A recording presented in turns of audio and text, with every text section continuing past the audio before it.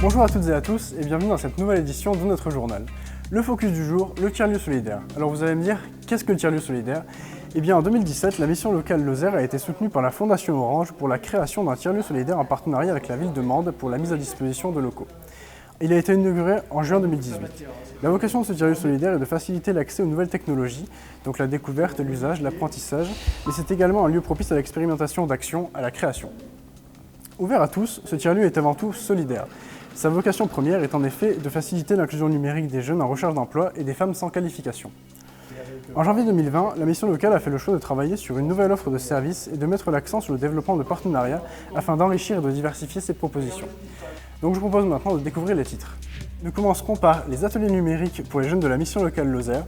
Nous irons ensuite à la rencontre de l'association Enimi BD, partenaire de la mission locale depuis 2020. Puis nous parlerons de l'accompagnement numérique à destination du public féminin orienté par le CIDFF, donc le Centre d'information sur les droits des femmes et des familles. Nous prendrons ensuite la direction de la ressourcerie La Récup et nous conclurons ce JT par une page culturelle avec l'association 1, 2, 3 Soleil. T'as tout qui change, quand t'as des ailes qui te poussent, t'as tout ça. Hein ? On refait ton arrivée. Depuis septembre 2020, la mission locale propose à son public des ateliers mensuels au tiers-lieu solidaire. Ils concernent plus particulièrement les jeunes du dispositif Garantie Jeunes. Parmi ces ateliers, un atelier impression 3D pour les initier à la modélisation d'objets et à ce procédé de fabrication, un de découverte des métiers grâce à la réalité virtuelle pour les aider à s'orienter professionnellement, un autre centré sur l'identité numérique et la sensibilisation aux bonnes pratiques liées à Internet et les réseaux sociaux, et enfin un atelier d'initiation à la musique assistée par ordinateur est en cours de création. L'accès à la culture fait partie des axes d'intervention de la mission locale. Cet atelier s'appuiera sur les pratiques des jeunes, donc rap, trap, électro, avec l'objectif de leur donner envie de passer d'auditeur à créateur. Et en parlant de création, nous allons enchaîner sur le partenariat avec Enimi BD. Grâce à l'initiative de Sylvie Messelin-Saint-Jean, de la Fondation Orange, l'association Enimi BD et la mission locale se sont rapprochés pour travailler sur un projet associant le numérique et la bande dessinée. Parce qu'en fait, la BD, c'est pas que de l'écrit, c'est aussi un média qui s'approprie les moyens numériques aujourd'hui, que ce soit dans sa création ou dans sa diffusion. Et le mapping qui va être présenté à l'occasion du festival est un de ces moyens de valoriser par le numérique l'illustration. Plusieurs jeunes ont travaillé sur la création d'une fresque lumineuse à partir de ressources iconographiques.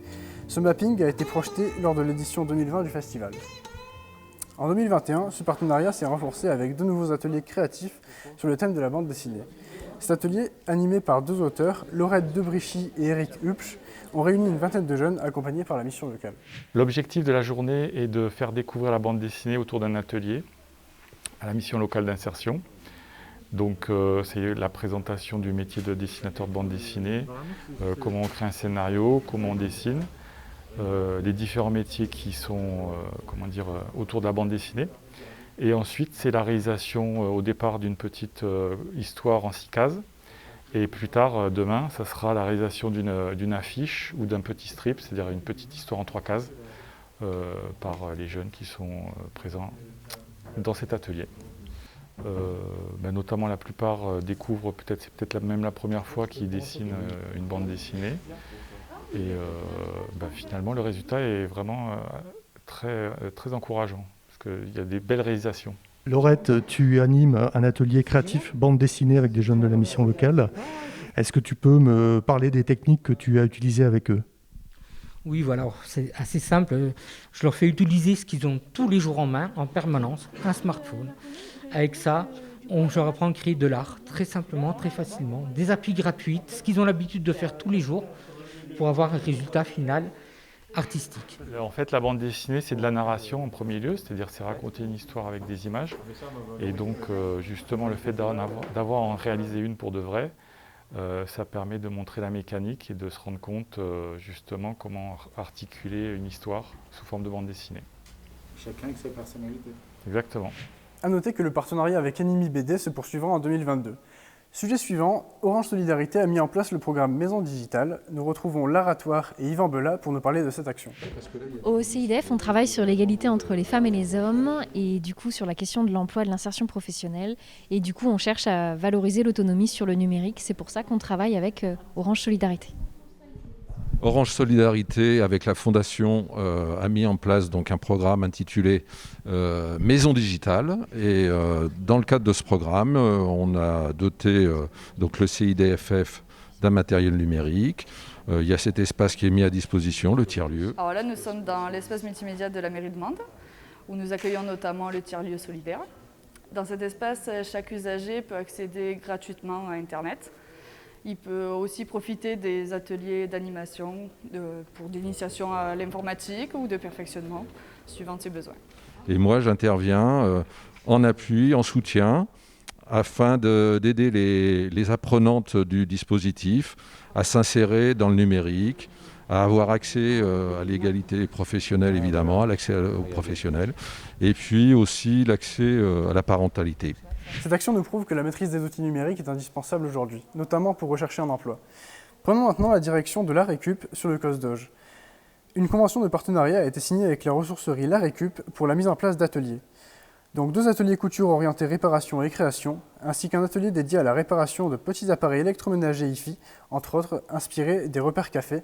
Reportage. Alors l'association l'ARECUP est un atelier et chantier d'insertion avec une activité de ressourcerie. Dans le cadre des activités, on s'est rapproché de la mission locale, un partenaire donc de longue date de l'association, puisqu'il travaille également dans le domaine de l'insertion.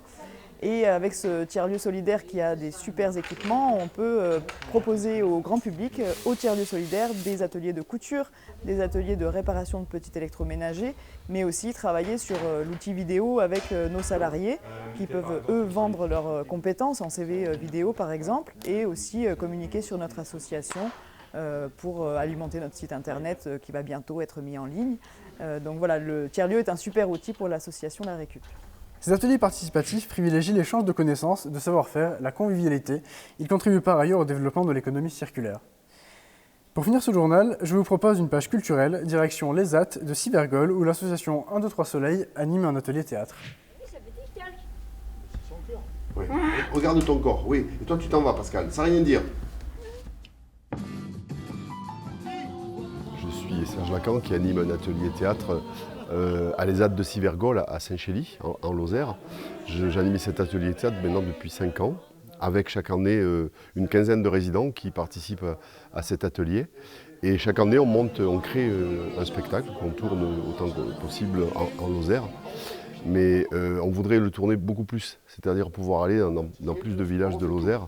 Et pour ça, on a fait un appel à la Fondation Orange pour pouvoir acheter ce qu'on appelle une boîte noire, c'est-à-dire qui permet de faire une scène dans n'importe quelle salle de village, une vraie scène de théâtre.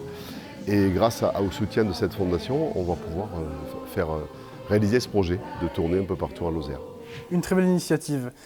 Merci beaucoup d'avoir suivi ce journal. On se retrouve très vite pour une prochaine édition.